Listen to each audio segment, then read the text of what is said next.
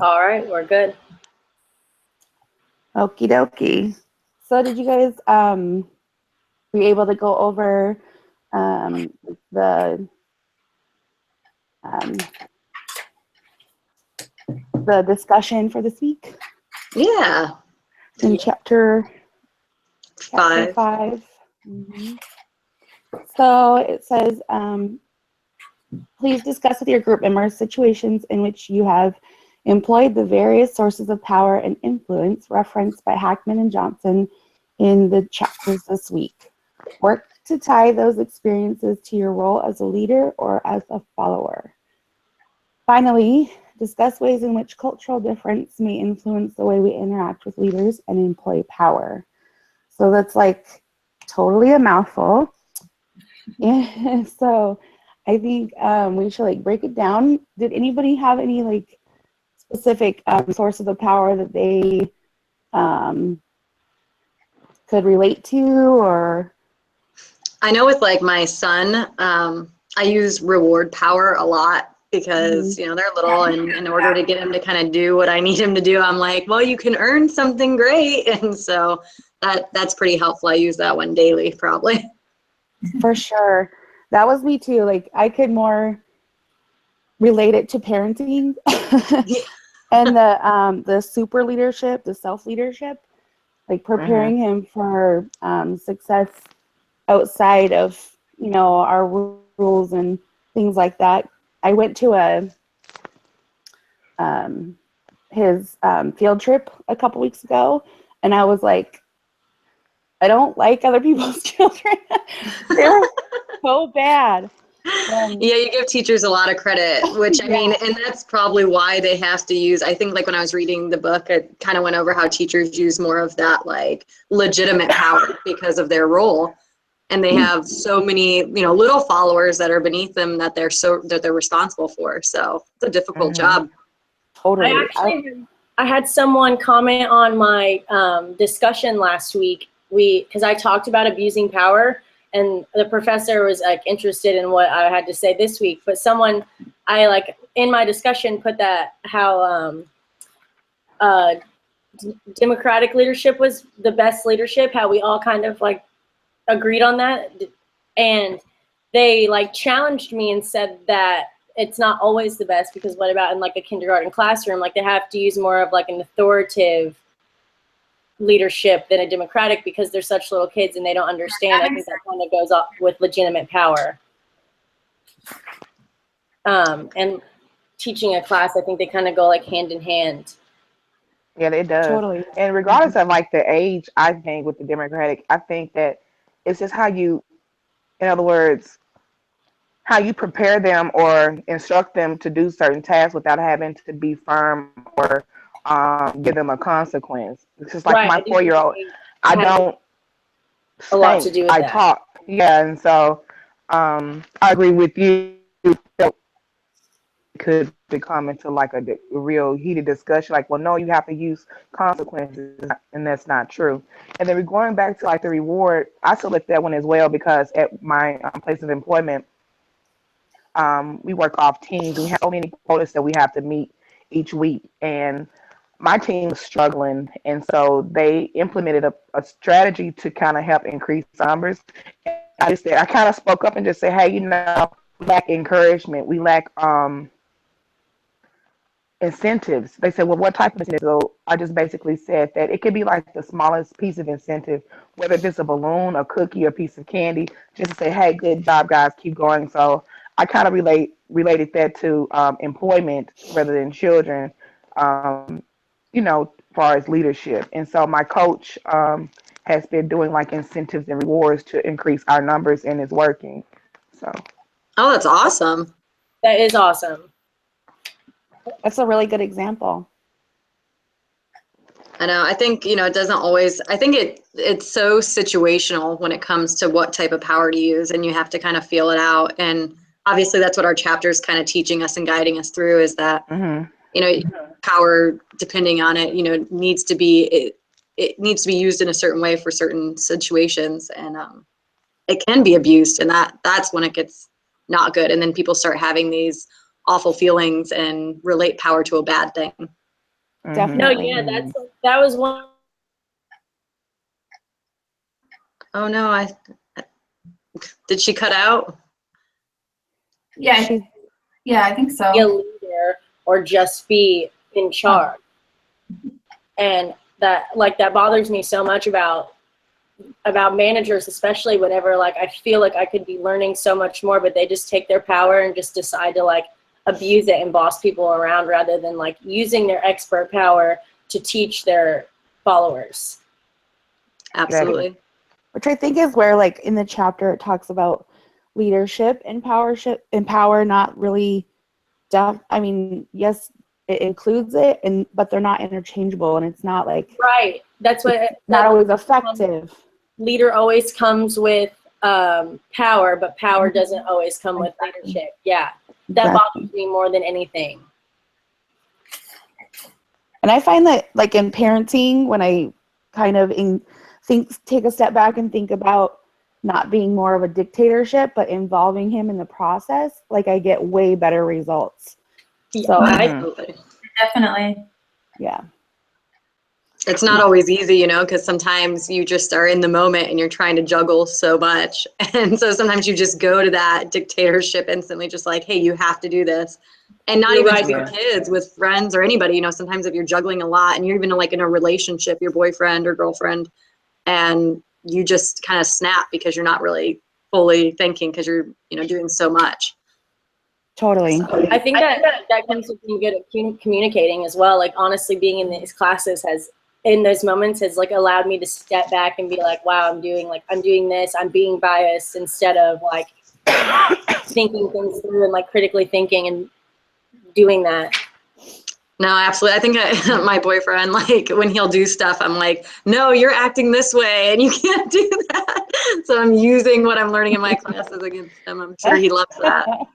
I definitely do. And my communicating has gotten so much better with other people for sure.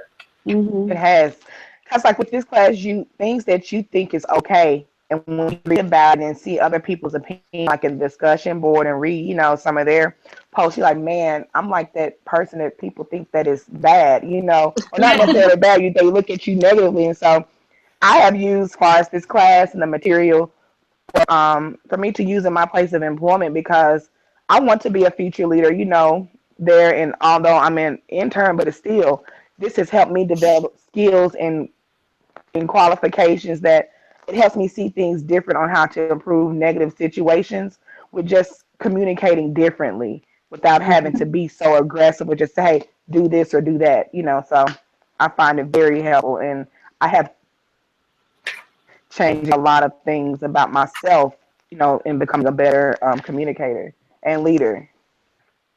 That's so true. Discussion boards can make you feel really normal or really weird. Danielle, did you have anything that you wanted to add? Yeah. Well, I could relate to like a leader and a follower because as a leader, I have 2 young kids, so I use the reward power. I think every day. What did I wrote all these things, but I can never get my handwriting right. Okay, but yeah, I think I use the reward because I use positive reinforcement, or at least we try to use mainly positive reinforcement, and that's basically coming off of the reward power. But in my as a follower, I use or I follow a leader who portrays legitimate power because I mean, it's in a military community, it's in a military unit, so that's the type of power you're gonna get pretty much, is either legitimate or expert. Mm-hmm. Yeah. So, and then like the culture varies too, of course, with the military and then coming home to my kids. So it's very different when I go to work and when I come back. Yeah, how is that? How is like your husband is in the military, right? Yeah, he's in the military. So it's like, is it like harder for your kids? Like, is he more like, I guess like more of like a legitimate power like on them than you are? How do you guys do? Surprisingly, I'm more like you would think I would be in the military. The way I'm the discipliner, like I have discipline, and my husband's more of he's more laid back. Like as he comes home and he's just like, okay, like you take over like with the power or whatever with the children and stuff, and like I mean, Maybe Yeah, he's just sick of doing it all day, so he just like lets your Yeah, pretty much. Yeah. Yeah. That's actually a really good segue into the second part. It just says discuss ways in which cultural difference may influence the way we interact with leaders and employ power. And I think it's not cultural, but like you're talking about, like you're in a different place and between a mom and a dad role and how you both use your leadership as parents, everybody kind of, I mean, it is kind of situational and it is depending on culture and it depends on everyone involved in their personalities and their, you know, I think, yeah. Yeah, I think corporate, like in regards to culture, in a corporation, you know, you have like the corporate culture of that organization can be influenced on how individuals lead the followers or employees inside of organizations. So if you're working in for a company that has a more laid back, fun, spontaneous kind of corporate culture, the leadership skills would be different in influencing, you know, their employees. If you're working for a company that has stricter corporate core values or cultural values, the leadership will be different to where it'll be more intense, more driven, more just, you know, you see what I'm trying to say, where it'll be more strict to where you have more rules and regulations to follow compared to a corporate culture that's more laid back and spontaneous. right. So You're gonna I do see where it has lead influence. with different values and different skills from one or the other. Mm-hmm. Yeah, I have a question for you guys. As like in a follower role, what would you prefer a leader to have? More like an authoritative power, like the legitimate power, or do you think you'd prefer a different type or I reward? myself, I prefer expert power, to be honest, because I feel like I'm actually learning whenever I'm learning from someone who's an expert. I mean, because obviously they're an expert, and then whenever someone does use expert power, their goal is to inform you and teach you. So I mean, a reward power obviously is nice because I'm getting something out of it. If I finish a goal, I'm getting something out of it. So yeah, that's nice. But especially in the job that I'm about to start working at another restaurant. My last restaurant, I stopped learning. My manager stopped teaching me, and it was just like, it was frustrating. I was ready to learn more. So I'm ready to go like work under someone who has expert power. I agree. I agree too. 100%. I think that 'Cause improves everybody. Yeah, it's frustrating when you have to follow so many guidelines, you have to meet so many quotas and have so many statistical percentages up to for your performance, for your work performance, even to be employed. But then you don't have a leader that's training you and teaching you and giving you the skills that you need to be successful. And then they're just saying, okay, guys, we need to get our numbers up, but what do we need to do to improve But they're numbers? not providing the resources to do that exactly. And they talk about that in the super leading, I think. Mm-hmm. Yeah, because like really giving the resources to produce whatever they're asking you to produce. Mm-hmm. yeah. Absolutely. I think that's a huge issue with a lot of corporations. Is the lack of training. I agree. It is. I agree. You Just like with our go ahead. just like our discussion questions, our discussion forum that we had to where they said, tell us about a time that the leader had poor leadership skills and what was the difference. And so one of the things that I made a statement of, well, my supervisor, he was like, okay, guys, our numbers need to get up. You know, we need to do better. But he went on leave. And so we had like a assistant coach to come in to run the team while he was absent. And her leadership skills got our numbers. So like we're number 5 in the organization of 100 groups. And they're saying like, what is she doing different that he didn't do to improve the numbers? And so she used like the reward system as well as the expert system to where she looked at everything that we were doing that caused us to not be successful. And then she implemented training for us to get our numbers up, side coaching, things of that nature. And so I'm so glad that you said that about the expert training, because it can take things that are so bad, that's so negative, and turn into something so positive where everyone is winning. Instead of just doing something to get a reward, like the reward, you're actually doing something and learning. You're really in getting information and using it later on, not just doing something to get your reward and leave. So I think it's just better overall for, especially for corporations, so that their leaders are training more followers to become leaders, not just producing numbers like your other manager. Because I hate that he came back. It's been so much stress. That's why I'm tired, because he's just like, okay, guys, and we're just like, whatever.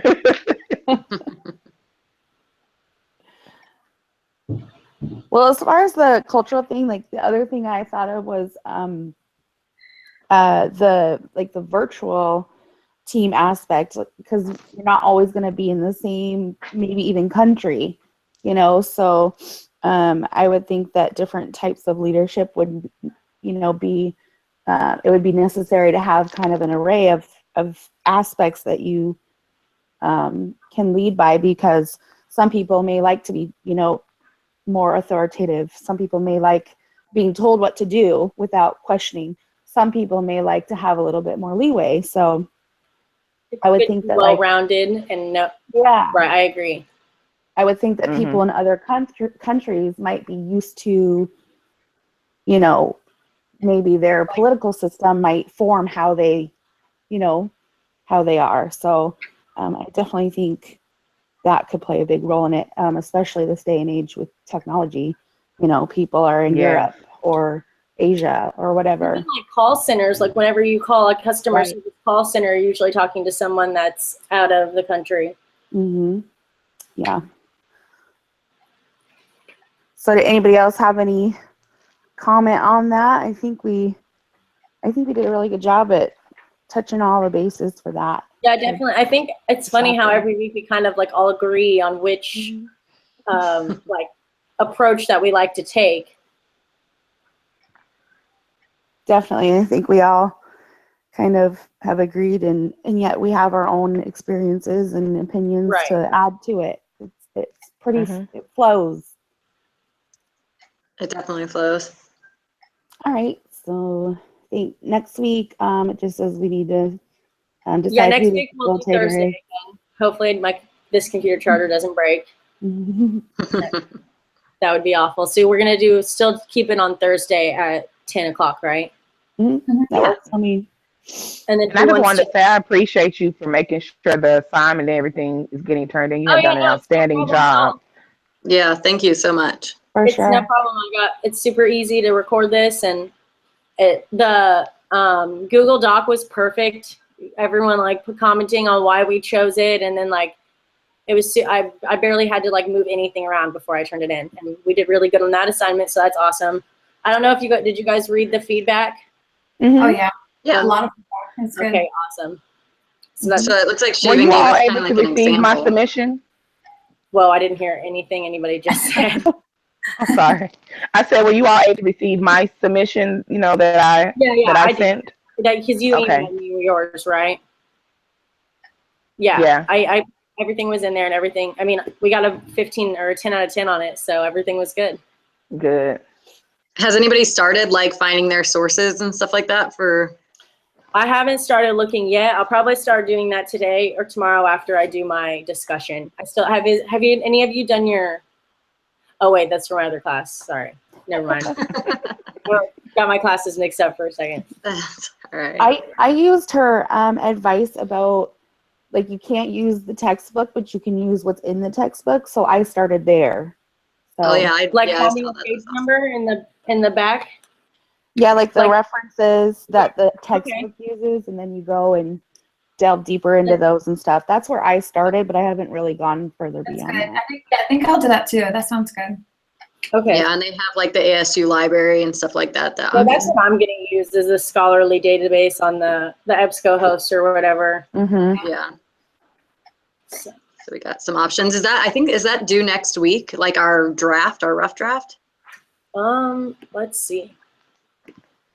I think that's the only reason that I wanted to know, at least if people have Yeah, started. I haven't started it yet, but I haven't either. yeah, it is due next week on February 13th. so we should probably, which we all have texting and everything, we should probably just try to maybe get a day where we can turn everything in. Is one of us supposed to turn it in, or? Yeah, I think that assignment's one person just like the other ones. So wait, which day is it due? So that one's not due till Monday. She did give us till Monday, it looks like. Okay. Yeah, so it's deadline Monday the 13th. So we meet on Thursday. So should we just try to say that like next Friday we have it all finished? And then, I mean, if someone's not Yeah, done, then we obviously Try to have get it the done before the weekend or something. I think that'd be good. Yeah. Yeah. Because then you just have the weekend to take, like, any contingencies come up, you have the weekend to work on it. Mhm. And then let's Okay. just use that same Google Docs page and just start, like, whatever you guys have, like, keep it organized or whatever, but you can just throw stuff underneath there. Like, we don't have to delete anything. We could just put all of our information on that Google Docs, and then whenever I turn it in, I'll format it all. Can you please resend me the link to the Google Docs? Because I think I just emailed you. I didn't Yeah. put it Yes, under I Google don't Docs. even know how I did that, but I'll figure it out. It's really, because once Okay. you have the link, it's really easy. It's kind of hard for me to find the link because I never use Google Docs, but I will I've find it. never either. Oh, thank you. You're welcome. Do you think we should meet just for maybe 5 or 6 minutes just to make sure everyone is on the same page regarding the assignment back on Google Hangouts, or just leave it alone and just submit it on Google Docs?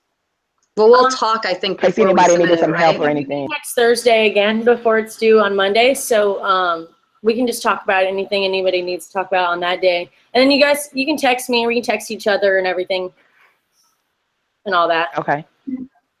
So Okay. on that Google Docs, we'll just do like a header of our subject and then put our information there. Yes, that'll be perfect. Yeah. And then that way, some of you, we can go look at it and get ideas, like how people are wording it, formatting it. I don't know. Sometimes when I read you guys' submissions, it helps me with like what I need to write. For sure. Mm-hmm. Mm-hmm. Like, it gives me ideas and stuff. So Mm-hmm. Are we still Is there a recording? particular format? yeah, we are still recording. I can stop our broadcast now.